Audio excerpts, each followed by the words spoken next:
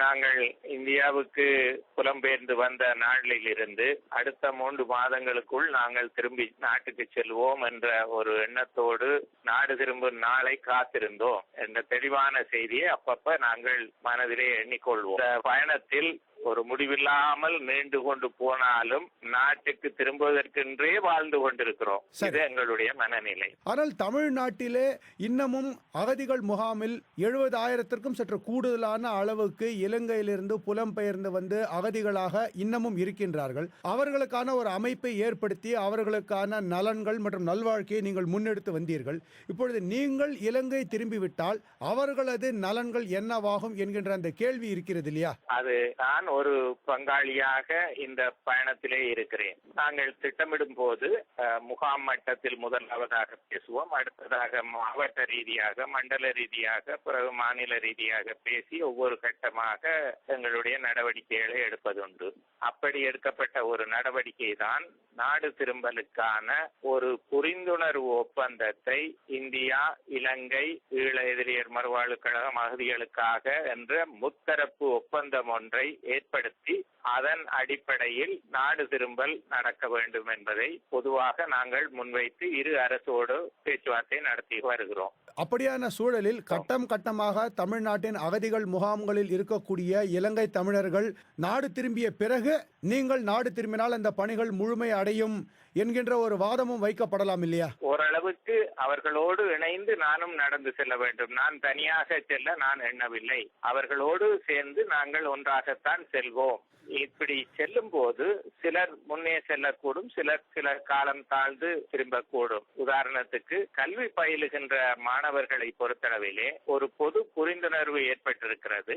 அவர்கள் தங்களுடைய கல்வியை ஒரு கட்டத்துக்கு கொண்டு வந்து பட்டப்படிப்பை முடித்துவிட்டு போவதுதான் சிறந்தது என்று. அப்படி என்றால் இனி வரக்கூடிய காலங்களில் கட்டம் கட்டமாக இந்த தமிழ்நாட்டு அகதிகள் முகாம்களில் இருக்கின்ற இலங்கை தமிழர்கள் இலங்கை செல்வதற்கான வாய்ப்புகள் இருக்கின்றன அப்படின்னு சொல்றீங்க? நிச்சயமாக அதற்கான வாய்ப்புகள் இருக்கின்றன.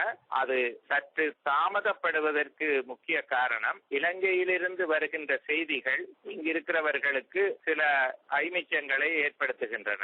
ஒரு உதாரணத்துக்கு நீங்கள் பார்த்தீர்கள் என்றால் தங்களுடைய உற்றார் உறவினர்களுடைய அவசரத்துக்கு நாடு திரும்பி அங்கு மகிழ்ச்சி இல்லாத காரணத்தினால மீள திரும்பி வந்தவர்கள் கூட இருக்கிறார்கள். இது மாதிரியான சூழலை நீங்கள் எதிர்பார்க்க வேண்டும். ஏனென்றால் ஒரு போர் முடிந்து அதன் பின் இருக்கின்ற சூழலில் இங்கு தமிழ்நாட்டில் இருக்கின்ற முகாம்களில் இருந்த அமைதியை அங்கு எதிர்பார்க்க முடியாது.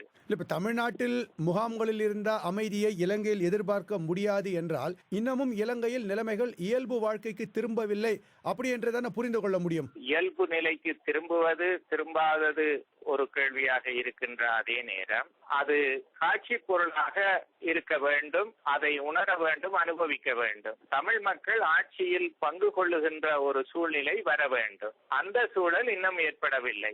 ஒரு அரசியல் தீர்வு அதற்கு முக்கியமானது. இருந்தாலும் அங்கு போர் இல்லை, எனவே நாங்கள் நாடு திரும்புகிறோம் என்று விரும்பி பலர் நாடு திரும்பி இருக்கிறார்கள். எனவே அந்த கட்டத்தையும் நீங்கள் மனதில் வைத்துக் கொள்ள வேண்டும். பலர் உயிர் பாதுகாப்பு என்று சொல்லி இங்கு வந்தவர்கள் திரும்பி போவதற்கு தயாராகி கொண்டிருக்கிறார்கள். ஆனால் எல்லோரும் மகிழ்ச்சியாக நாடு திரும்புவது என்பது ஒரு நல்ல ஒரு அரசியல் தீர்வோடு அது சேர்ந்து வருகின்ற ஒரு நிலைமை என்று எதிர்பார்க்கலாம். இப்ப ஜெனீவாவில் கடந்த சில நாட்களுக்கு முன்னர் இலங்கை அரசுக்கு எதிராக அமெரிக்கா கொண்டு வந்து நிறைவேற்றப்பட்ட தீர்மானம் தொடர்ந்து இலங்கைக்குள்ளேயும் வெளியேயும் பலவிதமான சர்ச்சைகளை ஏற்படுத்தி வருகின்ற சூழல்ல உங்களை போன்றவர்கள் இலங்கைக்கு மீண்டும் திரும்புவது என்பது அங்கு எல்லாம் நன்றாக இருக்கின்றது, மக்கள் அச்சமின்றி செல்லக்கூடிய ஒரு சூழல் உள்ளது என்கின்ற ஒரு செய்தியை வெளிப்படுத்தி அதன் மூலம் அரசு ஒரு ஆதரவை தேட முயற்சிக்கும் அல்லது அரசுக்கு ஆதரவான ஒரு நிலைப்பாட்டை நீங்கள் எடுக்கின்றீர்கள் அப்படி என்கின்ற குற்றச்சாட்டு வருமாயின் அதற்கு உங்கள் பதில் என்ன?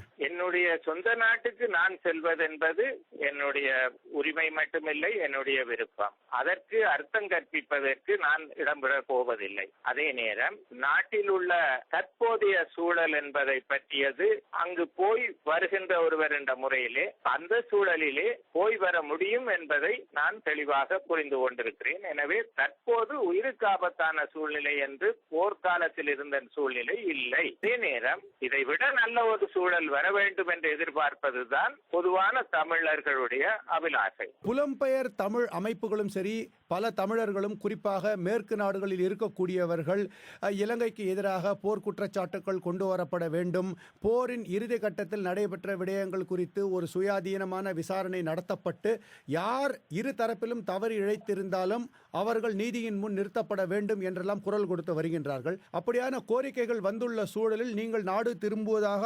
தெரிவித்திருக்கின்றீர்கள்.